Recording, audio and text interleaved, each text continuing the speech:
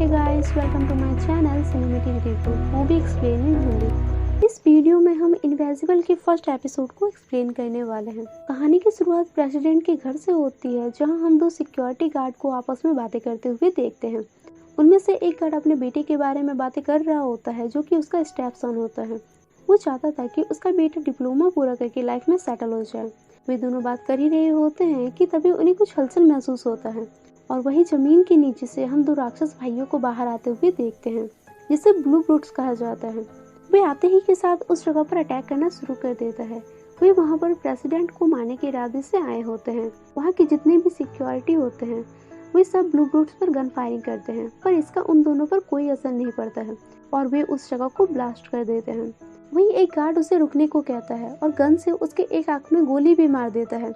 ये देख करके वो ब्लू ब्रूट्स काफी गुस्से में आ जाता है और उसे मारने ही वाला होता है कि तभी वहां पर सुपर हीरोज की टीम आ जाती है और ब्लू ब्रूट्स के हमले से सभी को बचाकर किसी सेफ जगह पर ले जाते हैं।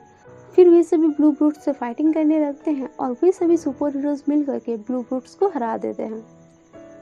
अब यहाँ से सीन शिफ्ट होता है ओमनी मैन के घर में, जो कि एक सुपर हीरो होता है। वहीं हम उसके बेटे मार्क ग्रेसन को देखते हैं, जो कि इन सभी सीरीज का मेन कैरेक्टर होता है। वो टीवी में प्रेसिडेंट के घर पर हुए हमले का सीन देख रहा होता है कि कैसे उसके डैड और बाकी सभी सुपर हीरोज मिल करके सभी इंसानों को ब्लू ब्रूट्स के हमले से बचाया। जिसके बाद मार्क अपने स्कूल चला जाता है।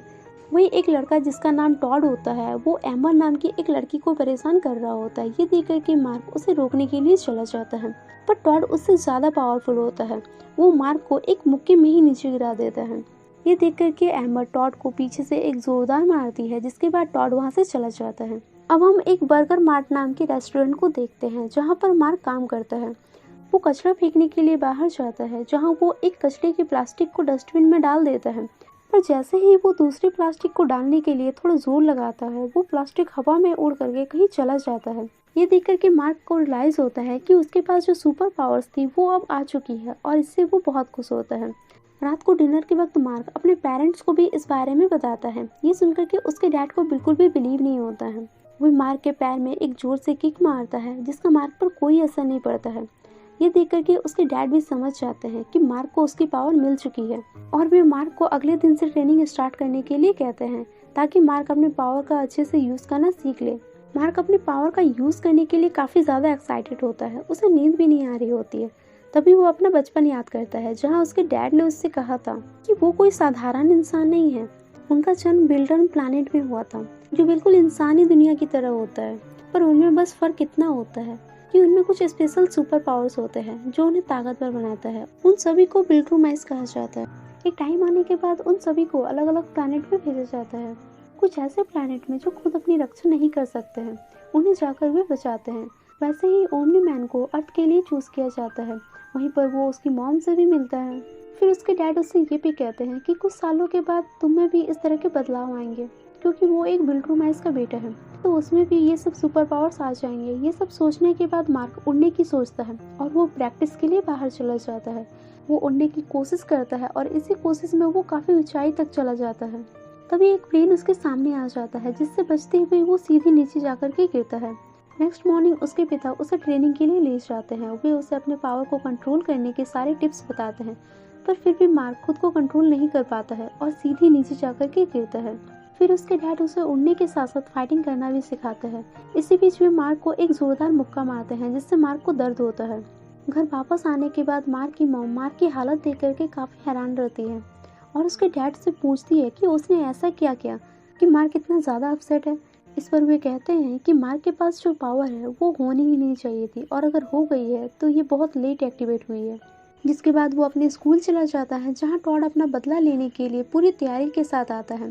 पर मार्क उस वक्त बहुत ज़्यादा अपसेट होता है, क्योंकि वो अपने सुपर पावर्स पर कंट्रोल नहीं कर पा रहा था। तो वो टॉड से कहता है कि वो जितना तेज उसे मार सकता है वो उतना तेज उसे मारे। टॉड कई बार उसे मुक्का मारता है, पर इसका उस पर कोई असर नहीं पड़ता है। ये देख कर के वहाँ मौजूद सभी हैरान रह जाते हैं और टॉड वहाँ से चला जाता है। स्कूल खत्म होने के बाद मार्क एक अजीब सी कॉस्ट्यूम पहनकर शहर में इधर उधर घूम रहा होता है। तभी उसे एक बैंक रॉबरी होती हुई दिखाई देता है। वे सभी बचने के लिए गन फायरिंग कर रहे होते हैं। ये देख करके मार्क उसे पकड़ने के लिए वहाँ चला जाता है। चूंकि मार्क को लैंडिंग करना नहीं आता था, तो वो सीधे जाकर के उनके ऊपर गिरता है।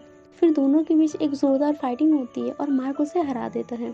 तब तक ओमनी मैन भी वहाँ पर आ चुका होता है और वो मार्क को कहीं दूसरी जगह ले जाता है।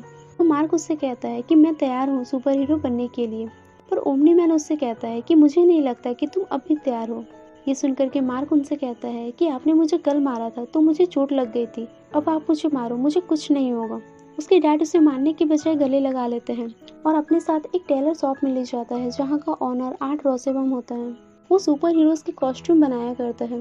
वो मार्क को एक सुपर सूट दिखाता है जो कि मार्क को बिल्कुल भी पसंद नहीं आता है और ना ही उसके डैड को। वे कहते हैं कि हमें एक बहुत ही आइकॉनिक कॉस्ट्यूम चाहिए। आर्ट ये सुनकर उनसे कहते हैं कि ठीक है, लेकिन अगर तुम मुझे अपना सुपर हीरो नाम बता दोगे तो मैं भी उसी हिसाब का कॉस्ट्यूम बना पाऊंगा।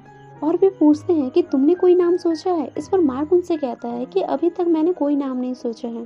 तो आर्ट उनसे कहते हैं कि ठीक है, नाम सोचो, उसके बाद मुझे बताओ, फिर तुम्हारी कॉस्ट्यूम बिल्कुल बेटर बन जाएगी। रात को मार्क अपने प्रैक्टिस कर रहा होता है और भी अच्छा उड़ने का।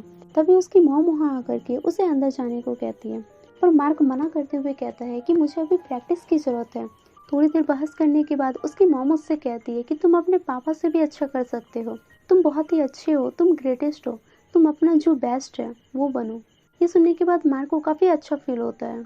अगले दिन मार्क अपने डैड के साथ खेल रहा होता है जहाँ मार्क अपने डैड से कहता है कि मैं बहुत डरा हुआ हूँ, क्या मैं ये सब कर पाऊंगा। ये सुनकर उसके डैड उससे कहते हैं कि ये तो बस शुरुआत है, अभी तो हमें बहुत लंबा सफ़र तय करना है और अभी से तुम ये मत सोचो कि तुम नहीं कर सकते हो, तुम बस ये सोचो कि तुम सब कुछ कर सकते हो। तब मार्क कहता है कि हाँ। वहीं उसके डैड उसका नाम इनविंसिबल रखते हैं और यही नाम लेकर के मार्क आर्ट के पास जाता है। आर्ट उसे उसका न्यू कॉस्ट्यूम दे देता है जिसे पहनकर मार्क पूरे शहर में घूमने लगता है। तभी उसे एक बिल्डिंग में ब्लास्टिंग होते हुए दिखाई देता है। मार्क जब करीब जाकर के देखता है तो कई सारे पुलिस मिलकर के एक विलन को रोकने की कोशिश कर रहे होते हैं, पर इतनी गन फायरिंग के बाद भी उस आदमी को कुछ नहीं होता है। मार्क वहां जाकर के उस आदमी को एक जोरदार पंच मारता है जिससे वो विलन दूर जाकर के गिरता है। फिर मार्क उस पर हमला करते ही जाता है जब तक कि वो विलन पूरी तरह से हार न जाए और फिर वो अपना नाम कहता है, आई एम इनविंसिबल।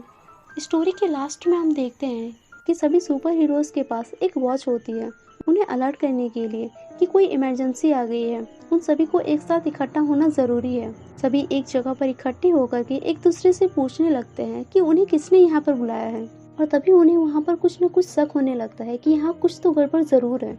वहीं रेड रोज को ये पता चल जाता है कि उन्हें ओमनी मैन ने यहाँ बुलाया है। ओमनी मैन बहुत तेजी के साथ इमॉर्टल को मारने के लिए आ रहा होता है। ये देख करके रेड रोज उसे बचा लेता है। फिर वे सभी सुपर हीरोज मिल करके ओमनी मैन पर अटैक करने लगते हैं, पर ओमनी मैन काफी ज्यादा पावरफुल होता है तो वो एक एक करके सभी सुपर हीरोज को मार देता है। कुछ सुपर हीरोज को ये लगता है कि शायद ओमनी मैन को कोई कंट्रोल कर रहा है, पर ऐसा बिल्कुल भी नहीं होता है। ओमनी मैन अपनी मर्जी से सभी सुपर हीरोज को मार देता है और इस लड़ाई के बाद वो भी घायल होकर के वहीं पर गिर जाता है। इसी के साथ ये एपिसोड खत्म हो जाती है।